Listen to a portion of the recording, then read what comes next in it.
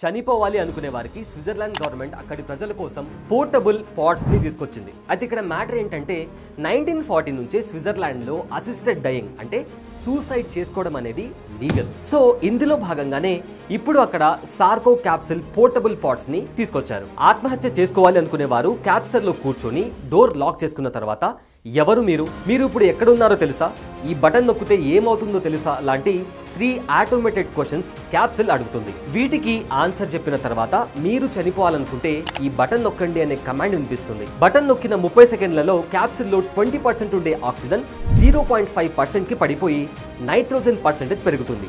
దీంతో మనిషి 5 నిమిషాల పాటు స్పృహ కోల్పోయి తర్వాత చనిపోతాడు. కానీ ఈ క్యాప్సిల్ యూజ్ చేయాలి అంటే మినిమం 50 ఇయర్స్ ఏజ్ ఉండాలి. ఈ వీడియో కేవలం ఇన్ఫర్మేషన్ ఇవ్వడం కోసం మాత్రమే.